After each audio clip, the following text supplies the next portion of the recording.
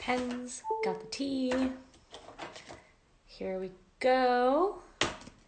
Going to find my tea. Hello. I am looking for a pen. Hello, hello. There's a pen.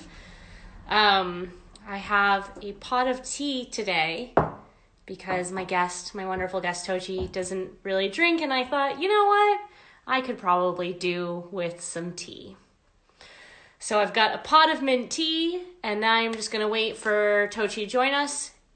He still has a couple minutes, and then hopefully we will get this done. Thank you. Thank you if you saw me earlier today with Tochi at BookCon. I am so excited to be talking with him tonight. He is one of my favorite humans, one of my favorite creators. I think he is a brilliant light and a force for good. And so I am just prepping my tea as we wait. Give it a few minutes for everyone to kind of get in here and join us. But how beautiful is this teapot? I gave this teapot to my mother a couple years ago, and she has never used it because, quote, it's too nice.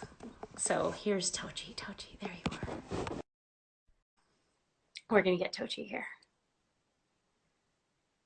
Let's see. Connecting. Hi. Hello. Long time no see. I know. Except I just wanted more time to talk with you. And so I'm so happy that it timed so that I got to see your face twice today. Likewise. It's so good to see you. I made a pot of tea for you because even though I normally drink whiskey during this time period, I thought, all things considered, I could do with a pot of tea today. I appreciate that. I have a nice energy drink.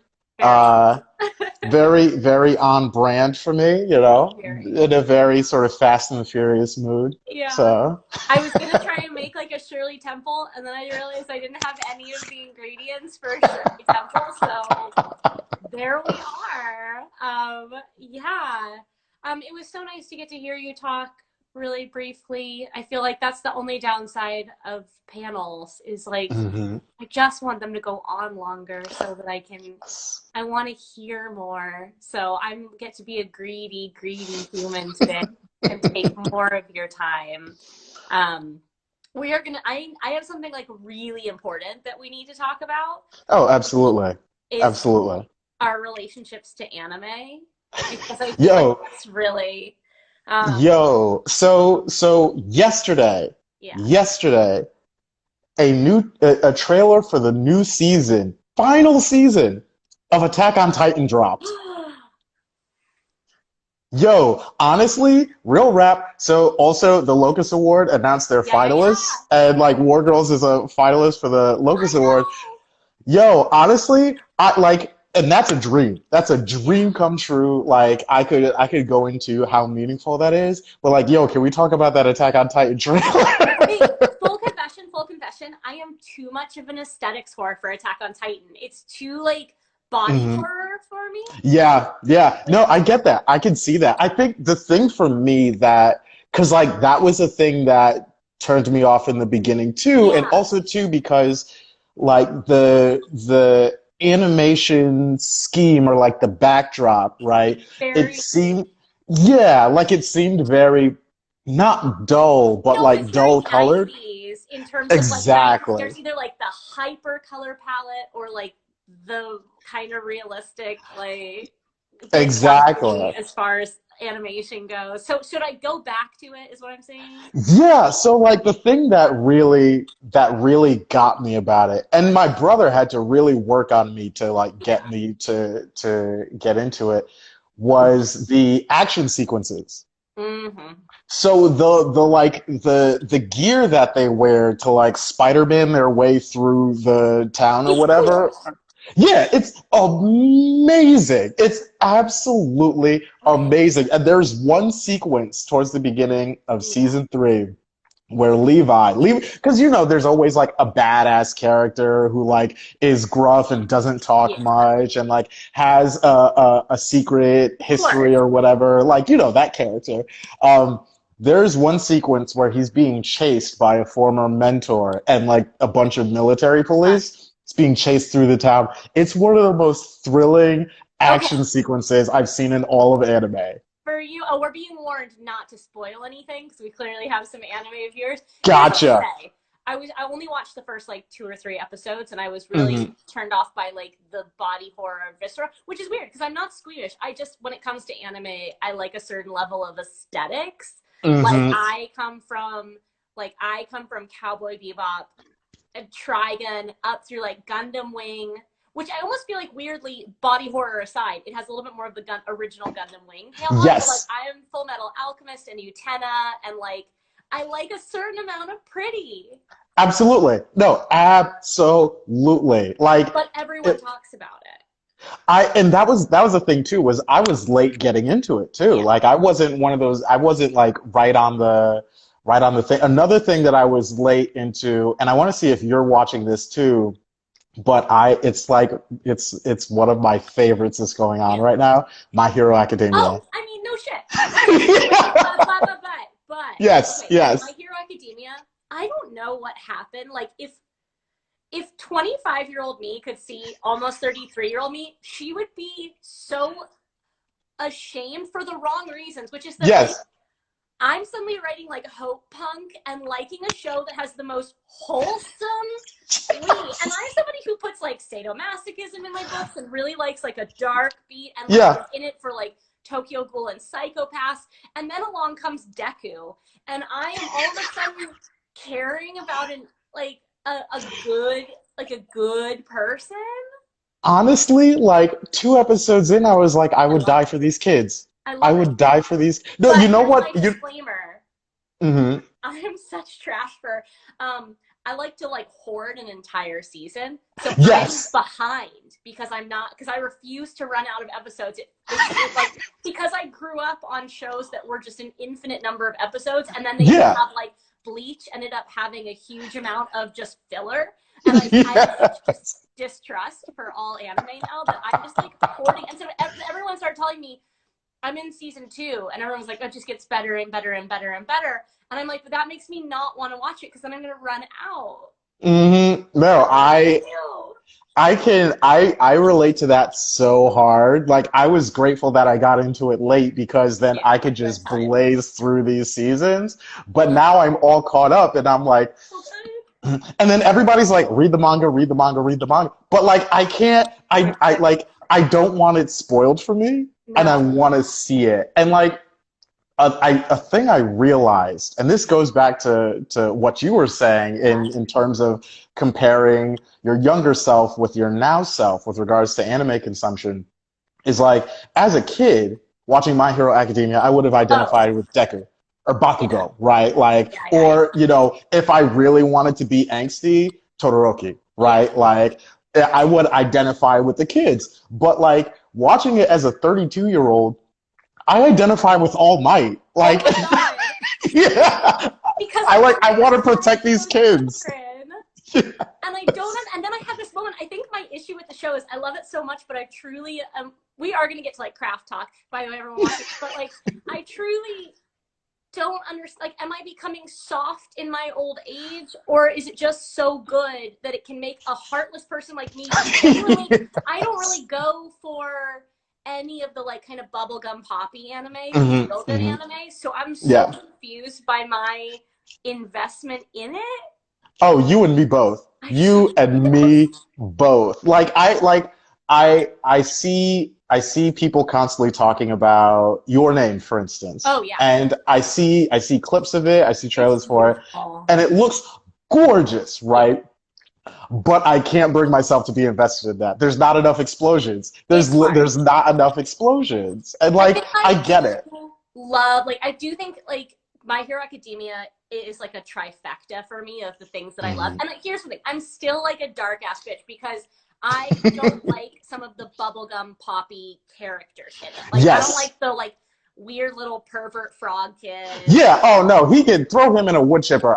We don't need. I Yeah. don't like them indiscriminately, but I find myself just like painfully invested. And I think it's like superpowers, an anime that is like basically just a cinnamon roll that you desperately want to protect. and then Yes. like major teen angst on the other Oh powers. my goodness, yeah. And I think another thing too that I really appreciate is so like there are these moments where like because they're in school and they're having these classes and so much crazy shit happens to them Yeah. all the time that like Aizawa will be like, okay, we're just doing a normal like test or whatever today, and the kids get so excited that they're going to have a normal freaking school I know. day. But you know what it is?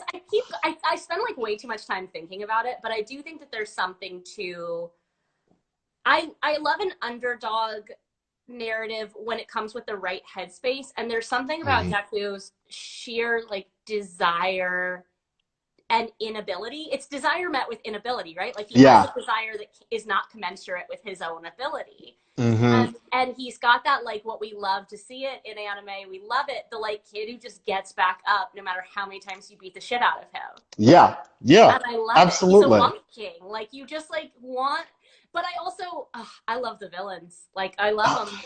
Oh my I goodness. love them. Like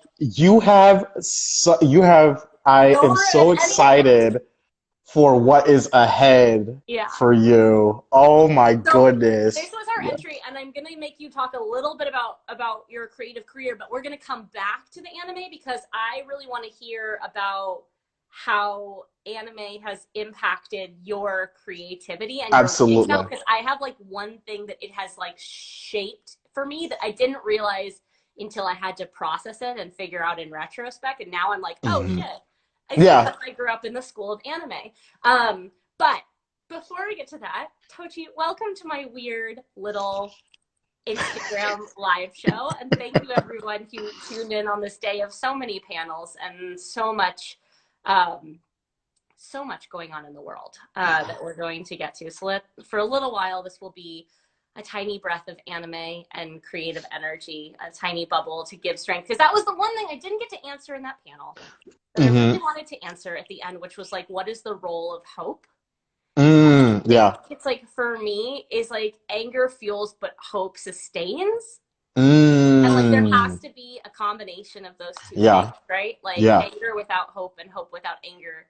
And I like have to believe that there is a place even in this, especially in everything that's going Yeah. on right now, for not even, I feel like hope isn't always the right word, but a belief that it eventually can, with the right efforts, get better. Yeah, because like that's the whole impetus behind protest movements, right? Just like by definition, right? Like Yeah. it's not a sort of, aimless anger, and it's not necessarily an anger that's geared towards vengeance. Although even like I find myself on a personal level, and thank goodness I'm not an activist. I don't Yeah. have the constitution for that. But I find myself on a personal level like so you know disheartened by the notion of justice and like Yeah. just because like I haven't seen it, Yeah. right? And just being like, look, I don't care about justice, I'm just angry. But like it goes to what you were saying where a lot of change that has been brought about has been as a result of marriage and hope. And like that's why my hat goes off to like so many of the activists, particularly on the ground in Minneapolis, the protesters outside of Barclays yesterday, sort of all over the country who are organizing and Yeah. who are putting in effort because they're angry. Like it's not like, oh, this is like a picnic or a thing Yeah. to do. Like they're angry and they're putting that anger in service of a goal that they hope towards. And not just a goal, but I think one of the reasons that people who are not always the most directly impacted, like reasons why I think so much of the white community struggles, is because they want to be given a shorthand of how to help. Like, if we do X, we will Hmm. get Y and we will get Z. But, like, much like why you don't have a lot of faith in justice because you're not being shown that path. Like, you're like, how can I have faith in justice when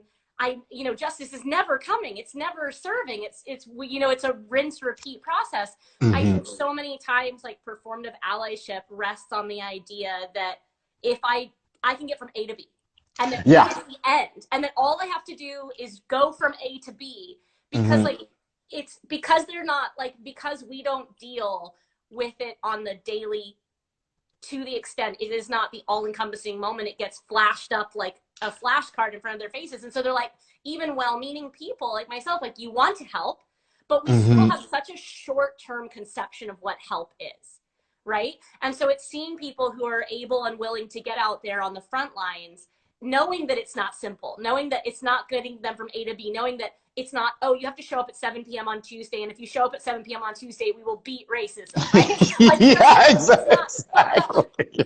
allyship is so often so short-minded because, like, we Mm-hmm. don't have a concept of Yeah. how to think long-term because we're not the ones dealing with long-term oppression.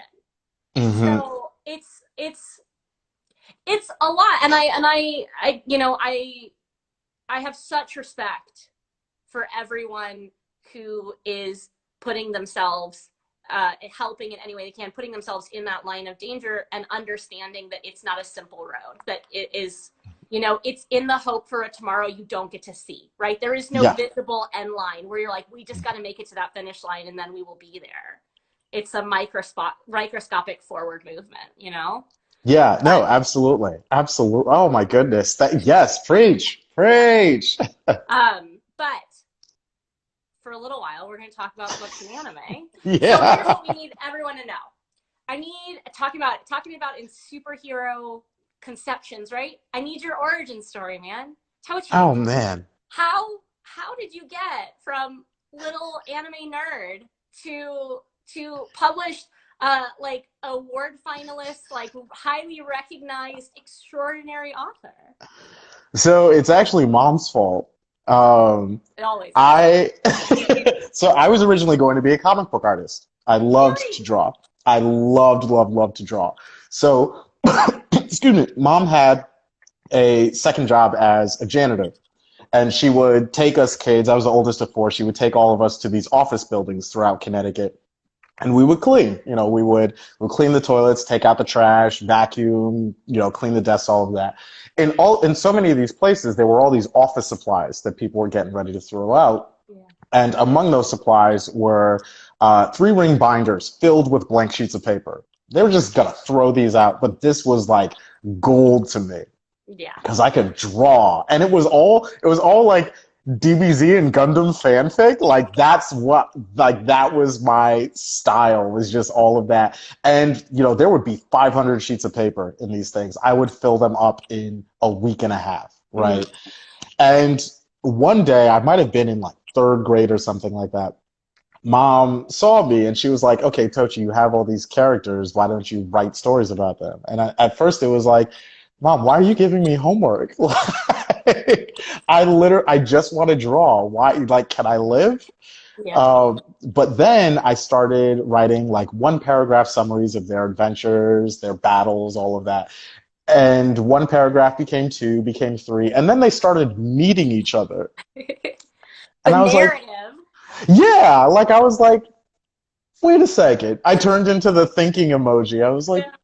wait a second. And then it became fun. And then fast forward to seventh grade, I had my very first creative writing class. And I learned, so in Nigerian households, your grades are the currency that determine your life worth. So,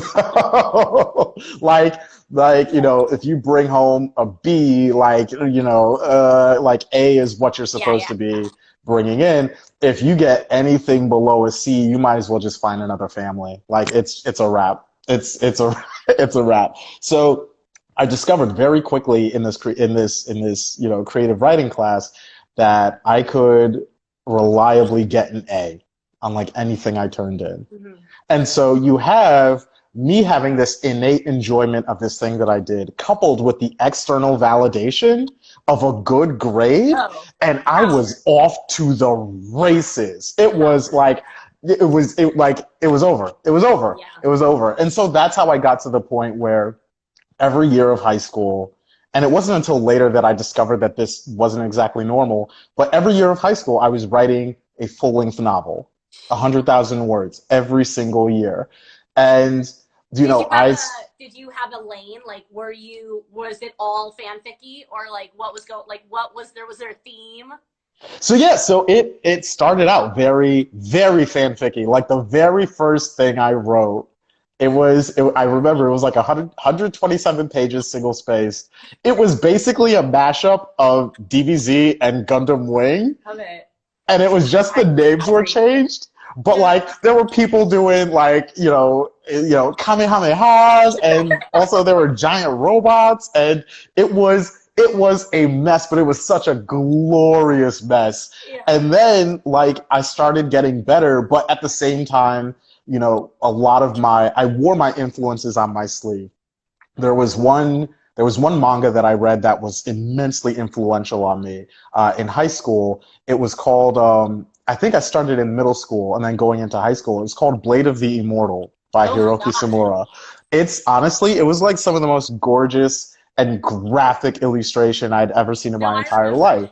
Yeah, exactly. So I read that as a kid, and I was like, this is the best thing ever. And so I started writing Hiroki Samura fanfic. And then, I was also, another thing too that I discovered very early on was that I was very much influenced by the video games I was playing. And so Metal Gear Solid 2 is maybe like it's part of my like foundation as a gamer, was playing that game. And that, like, there was a point where I wrote a book that was basically the first like chunk of the book was basically the tanker level in Metal Gear Solid 2. And so you have such a clear anatomy. Like your creative genetics are built on these pedestals. Yeah, and part of it too, and you see this with a lot of creators, is that, so I'm part of the Toonami generation. Oh, from 4 to 6 p.m. on Cartoon Network, that was it. I was gone to the world. My life taken up by Yu Yu Hakusho. Yeah. Like introduced me to the world of like demons and all these things. But it was Dragon Ball Z, Yu Yu Hakusho. Then Toonami got weird because then Toonami brought in Adult Swim, and it got very strange. But I remember, like, this is everyone watching. These are like you could just watch things when you wanted to watch them days. You had to tune in. Yeah, there was a 2-hour block. Mm-hmm. Monday through Friday, and that was literally your only anime diet for the week. These spoiled children now. I know. It's just like there's all sorts of streaming. You could go on YouTube. No, if you didn't finish your homework in time, no, you would miss Thundercats. Also, like can I just you tell would. You, yeah. I'm about to confess something to you that I'm pretty sure I've never confessed to anybody.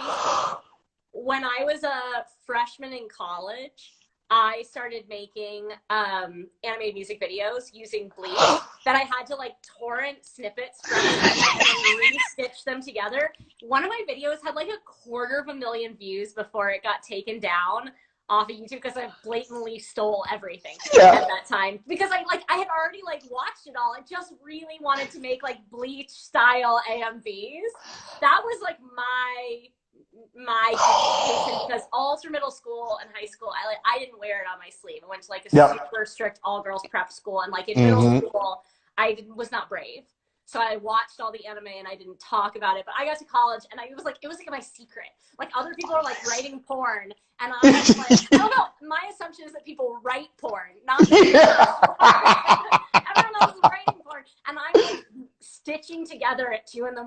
like AMVs out of micro files. Yo, honestly, like AMVs are responsible for so much of Linkin Park's career. Yes, I used it though. Like honestly, Linkin Park owes so much of the success of songs like Faint to the AMV industrial complex. Okay, we derailed. So you were in high school.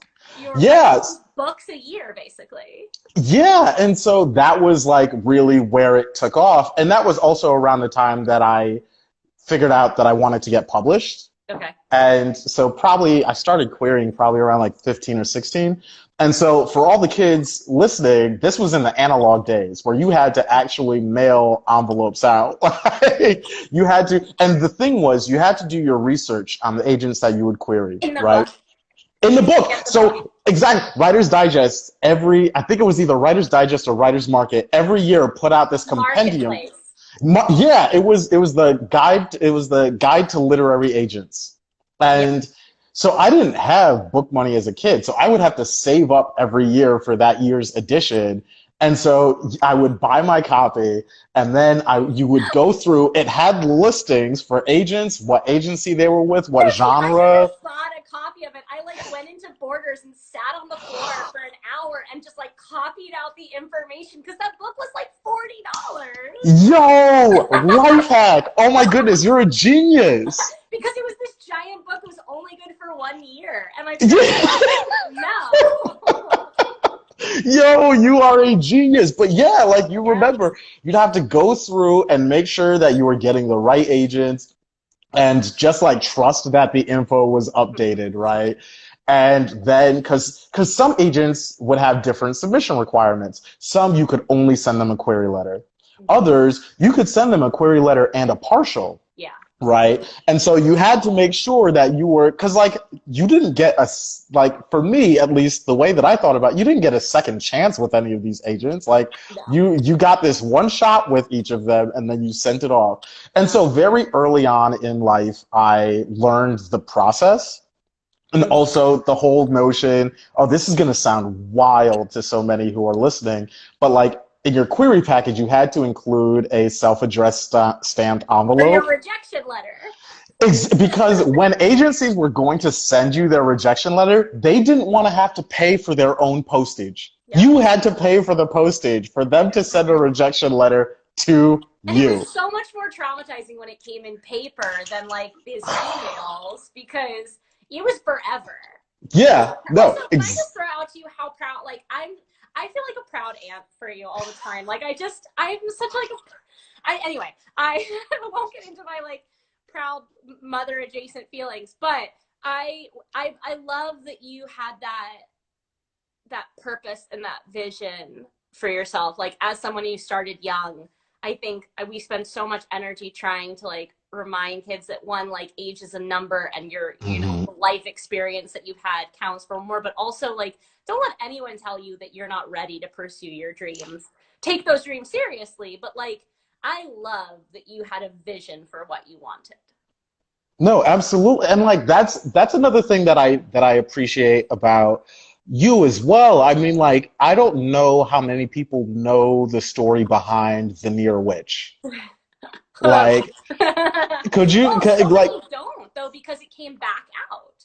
Mm-hmm. Like everyone Exactly. knows it as it is now, but like, you know, I mean, I was 19, 20 years old when I wrote that. It was the second book I'd ever written, and I like was a double major at the time, and I checked out of my art studio space for 2 hours a night, 9 p.m. to 11 p.m. every night for an entire semester, and walked across the street to a coffee shop and worked. And the week before I graduated college, I had the Near Witch, you know? And then everything went horribly, horribly wrong. But the point is, you gotta take yourself seriously before anyone else takes you seriously. Exactly. So yeah, and I think so much of my early influence was anime and manga, and then sometime in high school I started getting into spy thrillers. So I somehow same fucking Yo, like so John le Carre has made such a huge impression on not just me as a writer, but like me as a person. Like, I think so. The Spy Who Came In from the Cold, classic, right? Like that's the one that everybody goes to. And you know, Tinker Tailor Soldier Spy. You know, not just an extraordinary closed room mystery, but also just in like a remarkable rumination on post-war England. Like it's extraordinary. But I have to say, maybe my favorite John le Carre novel is one that doesn't get talked about nearly enough. Is The Little Drummer Girl. Little Drummer Girl? It's his one about Israel Palestine. It's so like I could not believe what, and like I read that after I'd read, you know, Honorable Schoolboy, Smiley's People, after I'd read The Constant Gardener. Like I had to go back to Little Drummer Girl. You went and you did a dive. Yeah, and I was like, yeah, and also too, I read Little Drummer Girl after I'd read A Perfect Spy, which is like so good. It's like I've never read a le Carre. Yo, it's so so the thing I discovered about Le Carre, or I discovered through Le Carre, was the idea that you could take a genre story and explode it beyond the conventions of that genre, Okay. right? And that was the interesting thing to me, was that, you had people calling his novels spy novels, right? Yeah. But then you had people calling his novels like literary novels, and he would be considered for like major literary awards, and people were like, oh, this is like such an important novel about England, and like it's about spies, like it's about people who But work it's for not scary. MI6. It's not Exactly. scary. And like the thing too is just also on a prose level. It taught me that you could write a story with genre elements and still pay such incredible attention to Yeah. gorgeous prose. And like that just stuck with me because I love sentences. I love, love, Also, love the reason I sentences. freaked out when you said that is the thing I don't think about. Like, we think about our obvious influences a lot, but Hmm. I just rewatched a film based on one of my early influences, and it made me think about like how I consider all structure. So what I became addicted to when I was like 13, 14 was Robert Ludlum. And I became Ooh. fascinated about with the Bourne novels because Yep. they became stories within stories within stories, and like, and so I was rewatching the movie last night, and I had this like vivid memory that when the movie came out, everyone was like, "This is so good," and I was like, "This is so good." Only if you haven't read the book, because this movie has one twist in it, and the Bourne Identity novel has like six nested Yes. twists, and like I became fascinated on this idea of like the nesting of narratives and how like you could never Ooh. feel like you were on solid ground until you got to the end. And also like the unreliability of memory and of identity, and like, are we working for the good guys or the bad guys? Like, it's now making me think about the fact that it's probably informed all of my hero villain dynamic. Exactly. Like that to a T. Like that. There's We're doing a so craft much, swap. We're doing a craft swap. I'm gonna read Little Drummer Girl, and you're gonna read Born Identity, and I'm gonna read Born Identity. because these are craft. Anyone who wants to join us, we are going to be doing the book movie I was talking about is The Born Identity, and The Born Identity is a delightful movie, and it's good, but the book is Yes. so much Yes. better. Yes. And Okay, yeah. also, on the book movie train, Mystic River. Oh yeah. Like, oh my God. Like, I Also, read, how much do yeah. I stand a boy that loves good prose, Tochi? I love it. It's not enough attention is given to it. Yeah. It's a gorgeous thing. It really, so like I had the immense fortune to like I didn't take a ton of writing classes Mm-hmm. throughout my school life, but I did take one in college, and I got to study under John Crowley. Okay.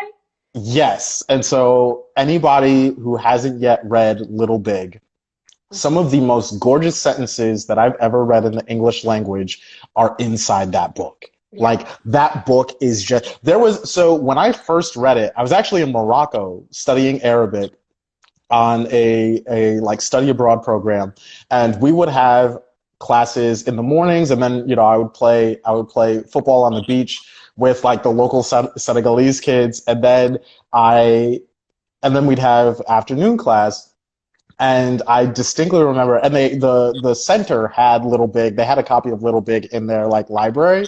The library was mostly like travelers who had come through and left books Yeah. behind, and Eclectic.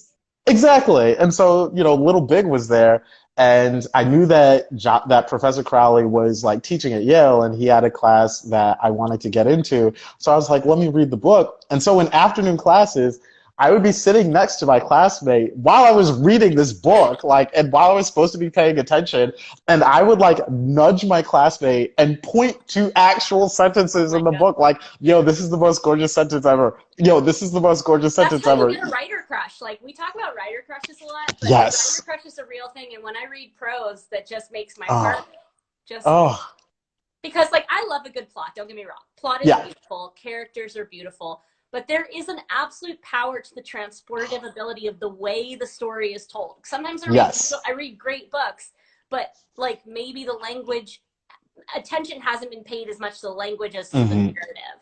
But Yeah. the language is the thing. Like, okay, the narrative is the story, but the language is the palette and the soundtrack and the other aspects of the world that help you see and experience the story. Like the language is what helps the book disappear. Yes, exactly. That's such an incredible way of putting it. So like what are some books in like your personal history as a writer that have really spoken to you on a prose level? Well, I mean, it's also, excuse you, I'm the interviewer. You're trying to get on me. Saw what I did there? Okay, I'm gonna answer just to give you a moment because this is hard though. This is why I never say favorites because my Hmm. favorite novels are a continually shifting thing that Yes. influences me. Anyone who follows me knows that I have a love of Neil Gaiman's writing, but it's not even the stories. Like Neil's stories Hmm. are great, but I don't say that I have a love of Neil Gaiman's stories. I have a love of Neil Gaiman's writing. Part of it Yes. is not it is a testament to him, but part of it is super personal. My family is Southern English, and the way that Neil writes is the way that my family speaks. And so when I'm reading or listening to Neil's work, it feels like a family member is telling me a bedtime story. Mm. And Mm. so like there is an immediate intimacy to the nature of that particular Britishism writing style. That so for me, English writers tend to give me an almost automatic sensory Hmm. experience of like falling into a story, whereas sometimes, American writers or South African writers or East Asian writers, they use when they're written in English slightly different cadences and rhythms that it can be Hmm. absolutely beautiful. But I have an instant drop into a super English writer style, if that makes sense. Just because I grew up with my mom reading me stories before Yep. bed. Yeah. No, so it's Yeah. funny, like exactly what you're talking about is why A Brief History of Seven Killings by Marlon Yes. James is like one of the most extraordinary books I've read in the past 5 years. Like exactly that. And like I'm not even Jamaican. And Yeah. I it's not like patois is immediately familiar to me, but that immersiveness of voice that you're talking about, Yeah. like that I think It's cadence. is It's rhythm. yeah, exactly. And there was such a musicality Yeah. to it. I think that is because that's such an important prose thing is that like prose is sort of what carries you as a reader through a Mm-hmm. story. Like and it can be choppy, like intentionally choppy, or it Mm-hmm. could be smooth, like a book like Gilead by Yeah. Marilyn Robinson. Yo, you just feel like you're just like Mm-hmm. on a bed of feathers Yeah. I being feel that moved way with through like that story. Madeline Miller and Circe Yes. or Song of Achilles, where you feel this is an oral tradition story and it feels as if it's being told to me, and there's almost like the decisions of punctuation are helping the rhythm and flow of the Hmm. narrative. And like it's a really beautiful element, and it can be a disservice sometimes when you're an extremely voice driven reader when you can't really get into something. But I Yes. find that I notice it more, and sometimes I notice it for not being there. Like I historically was Hmm. not a huge sci-fi reader because I felt like they weren't always the most cadence driven stories or flow driven stories. And then I read something like A Closed and Common Orbit, which is the second Becky Chambers book, and you just like realize that even though you're being laden with details and technical jargons and new identities and all of these things, it's written in such a familiar, Hmm. grounded voice that you just drop right into it. Yeah, and it's interesting seeing when it's like done deceptively well. When Yes. it's sort of like the Denzel method of acting, right? When Denzel appears on screen, he makes it look so Yeah. effortless. Like you watch Denzel and there's almost the temptation to be like, "Oh, yeah, no, I could do that." Right? But Yeah. like there's so much going on. So like there's a reason he's won But two yeah, it's Oscars, it's right? it's the duck philosophy. Like what I mean? Where the Exactly. duck is like they're kicking really hard under the Yes, surface, but you never see exactly. it. But I will say I am such a picky reader that I have Hmm. often put a book down not because of the story, but because of the way that it's told. And like, I had a friend ask me once, like, why did you put that book down? I said, it had one too many words per sentence. Like, it was always Yes. and it was always like 1 to 2 words too long in every sentence. And my friend Mm-hmm. was like, that is the weirdest thing you could possibly say. I'm like, but when you're reading it, every sentence then becomes too burdened. I get it. Sentence. I absolutely get it. Like that's so like the rhythm. Yeah. It's the rhythm. Like I absolutely get that. Oh my goodness. It's so wonderful to meet a fellow prose lover. Like it's because I love it so. Well, And and the thing also is, too. you get it, and if you don't get it, you don't get it. It's like finding out that Mhm. some writers don't see what they're writing. Ooh, That like yeah. rocked my world when I found out that David Levithan doesn't see any of what he's writing. Like, and Interesting. I like, maybe because it's the anime background, I choreograph Yeah. everything that happens in 3 dimensions and with movement and with and like that very idea. And so I when I meet friends or readers who are like, yeah, the prose doesn't really, I'm in it for the story. I'm like, Yeah. Excuse me. you don't care how the story's told? You don't Yeah. care who's speaking it to you? Like, this is too important to me. And so I do wonder if there's an element when you have a parent and you have a lineage that has a musicality to their voice, if it triggers some intimacy in the reading experience, you know? Yeah, no, I definitely, and I feel like there's an openness to it too. Like the fact that my mom has an accent, right? Like she has a Nigerian accent. And I feel like even though I may not necessarily read a ton of books that are told in, with Lagos colloquialisms or, that sort of thing, I do feel opened up. And I think it's another reason why I find myself, especially of late, gravitating towards a lot of books in translation. Yes. Like I recently read Hurricane Season by Fernanda Melchior, and like that book is, I mean, first of all, trigger warnings up the wazoo, but like that book is it's a force of nature. It is an absolute force of nature. And so like books like that, trying to think, what's her name? She wrote The Vegetarian Oh and yeah. I'm not gonna say it in case. Han Kang. Thank you. Han Kang, yeah. Yeah. They have 2 books, right? She's 2 books. Yes, yeah. The Vegetarian and Human Acts. Yes. Human Acts like wrecked me. Like absolutely wrecked me. Like it's That's about, I I haven't believe. read yet. I've read The Vegetarian, but I haven't read Human Acts. Yeah, Human Acts. So it's about I believe this took place in 1980, the Gwangju uprising that was like really brutally put down by the police and the Korean military. And it's just, that's another thing. So I think that brings me to another thing that I appreciate about novels is their architecture. Mm.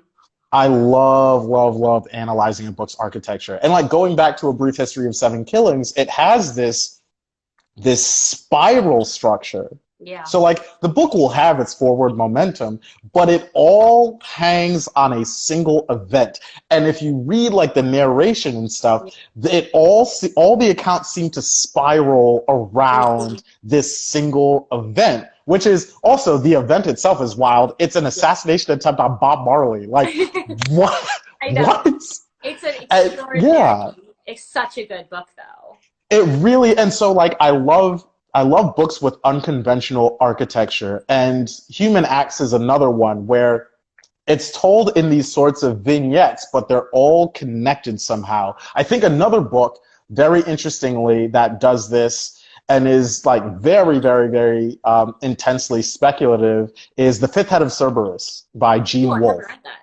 Yeah, so I had the very good fortune of teaching a class at Sarah Lawrence this past semester on the novella in speculative fiction, and one of the novellas that I had the students study was The Fifth Head of Cerberus, and it's also the title of a collection of 3 novellas, and the novellas are all connected, but not explicitly. And it's the type of connection where you read, excuse me, the next one, and it completely recasts your understanding of the one that came before. And then you read number 3, and it completely recasts That's your good understanding. storytelling is It's something that makes so me good.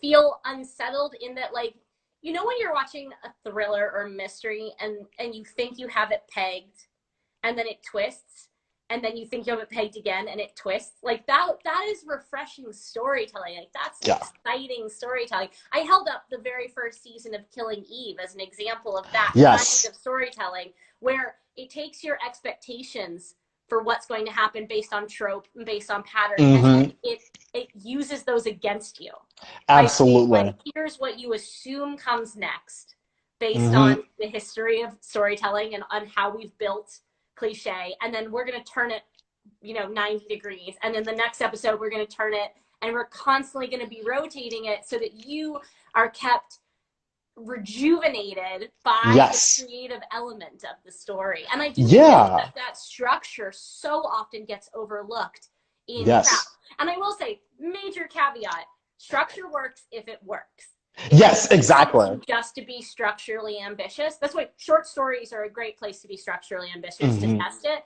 But if you're going to play a structural ambition out over the course of a novella or a novel, it does have to work. Like, Yes. I will give points for trying, but like when it works, it is extraordinary. Yeah, it really, exactly.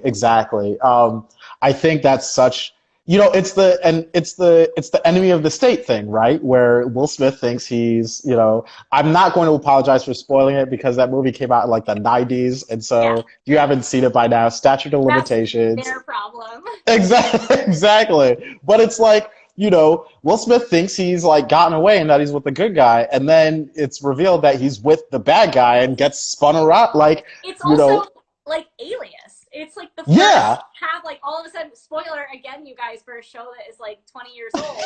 She thought she was working for the good guys, and what do you do yes, when you find out that the world on which you planted your beliefs and the cause you assumed you were fighting for is the cause hmm that you would fight against? yeah. It's such like, and setting up expectations with the reader or viewer is such an interesting and intricate, and it's the type of thing that you see all the time in genre fiction, right? Like the romance genre is literally predicated on the setting up and subverting of expectations, right? Like you pick up a romance novel, you know what you're going to get. At the same time, if it's a good reading experience, Yeah.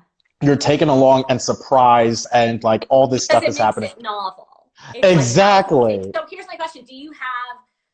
Is there a structurally ambitious thing that you like want to do that you haven't got? Like, do you like, up until Addie, I wanted to write a book that was set over 300 years and 1 year, and like how Hmm. does time layer for a Yeah. person who lives in an eternal present?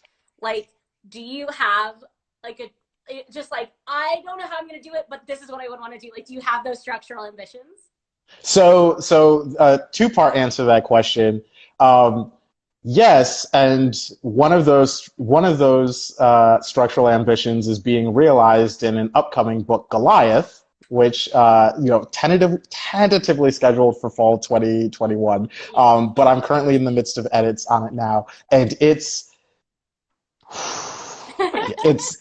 good. It's like I don't like normally hype my shit up that much, but like, Do it. yo, Hype it. Goliath is freaking amazing. I Yeah. love this book so much. Can you give But us also, any hint as to your structural ambition, or are we going to have to wait a year and a half?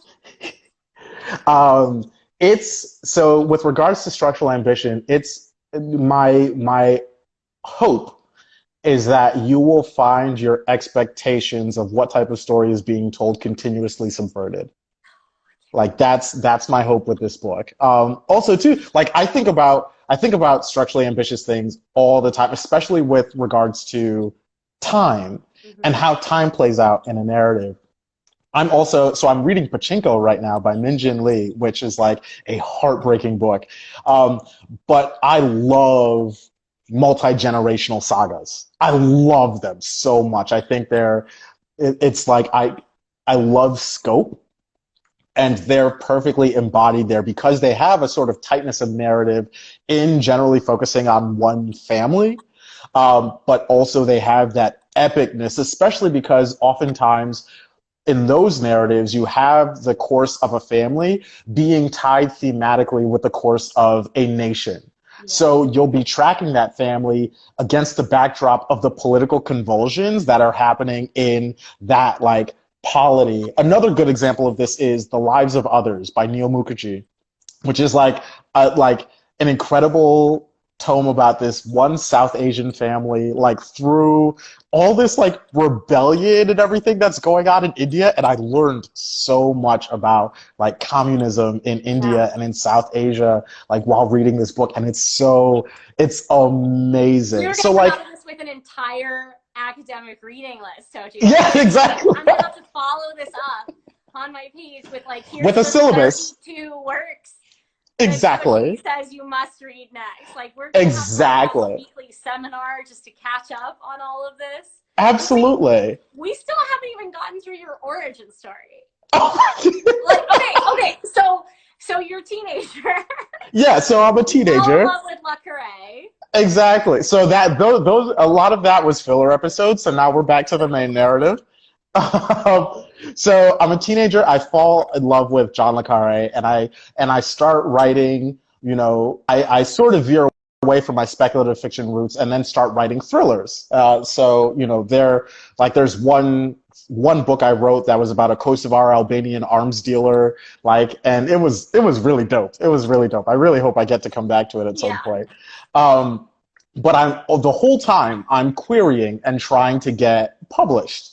And the farthest I get is a request for a full manuscript. Oh, wow. But it's all rejections, but like that's the farthest that I get. And I know I'm making progress because before it was just form rejections. Then they would ask for a partial and then be like, this wasn't necessarily for me. But the rejections were getting increasingly personal. And so I'm also occasionally writing short fiction and like sometimes getting it published. And a big break happened in 2011 when I published a novella called Dust to Dust, which was about a Czech police detective tracking a renegade alchemist through Soviet socialist republics as the USSR was collapsing. Okay.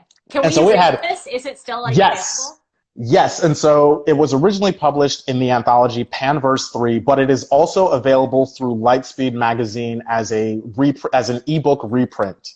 Yeah. And so feel free to cop it there. But so that was like my first big spec fic sale.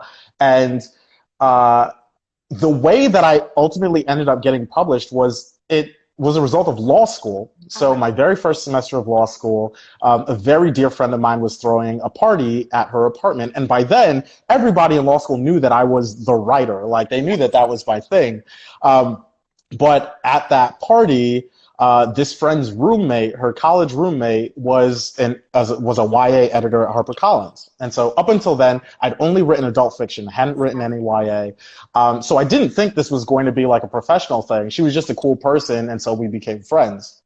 Fast forward to my final semester of law school, I write the very first draft of Goliath, or the very first version of Goliath. And I'm like, this is the book, this is what's going to get me in the door. And so that version, when I was querying it, was getting really good rejections, like the type of rejections that were like, hey, show me whatever else you got like going on.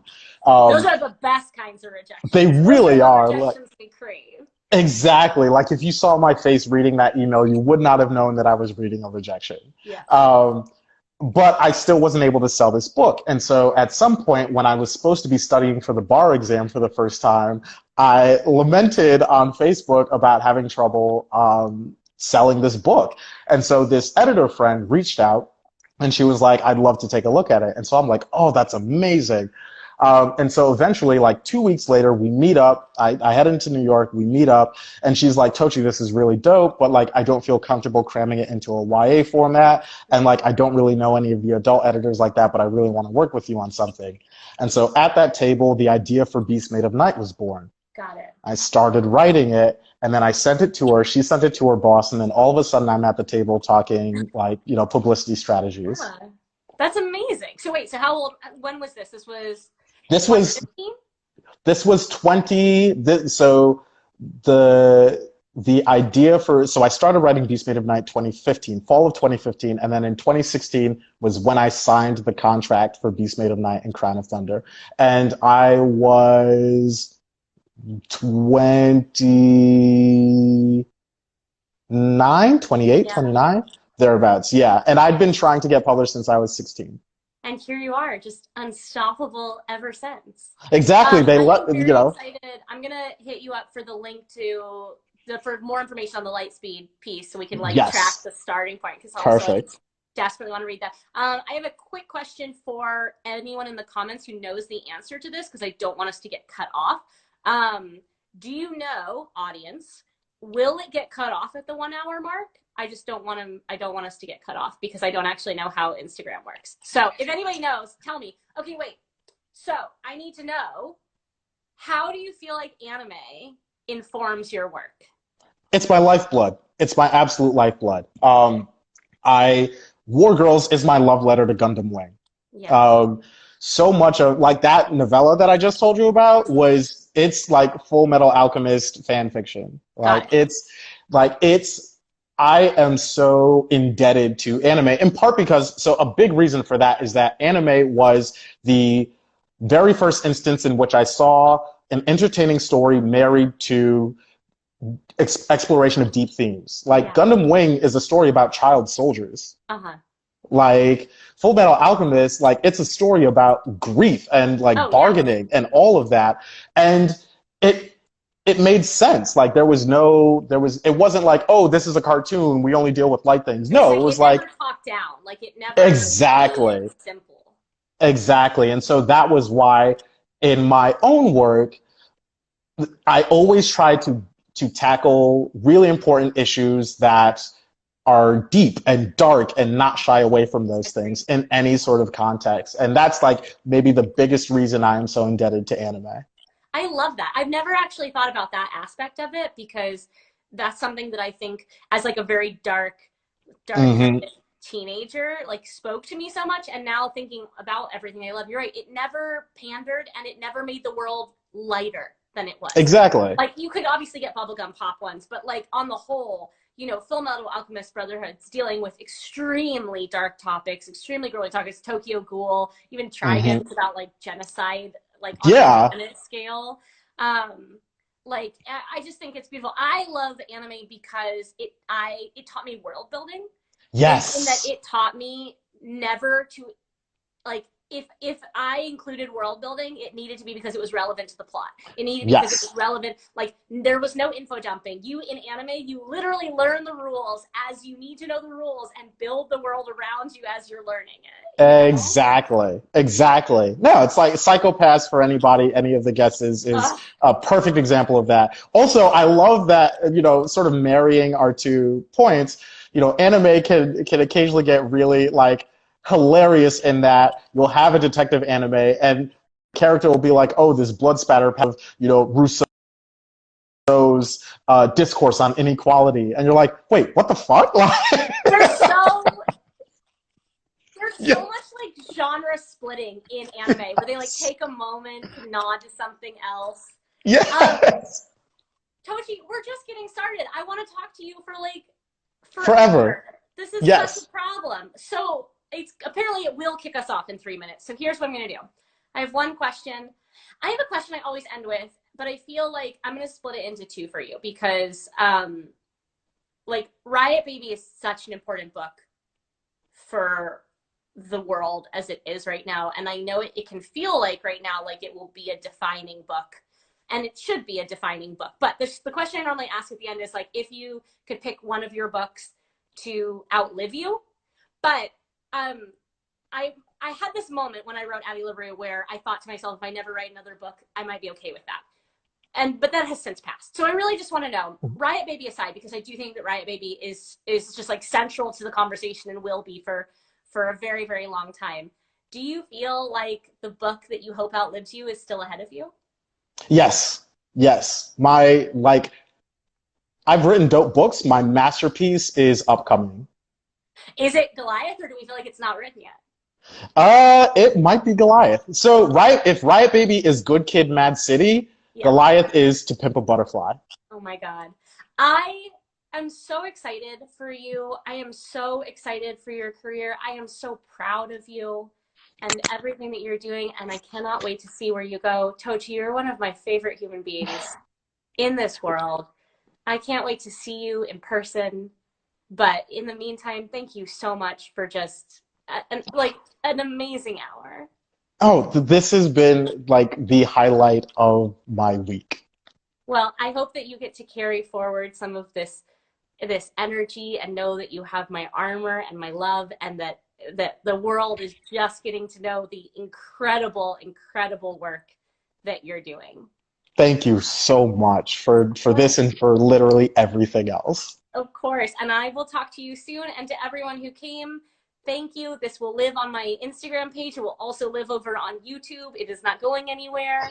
And hopefully, I will get Tochi back on my weird little program in a little while. We will continue to talk about anime and also more creative work. But you're the Absolutely. absolute best. Thank you. Thank you. Thank you. Thank you. I adore you, Tochi. I'll talk to you soon. Take care. Bye, love.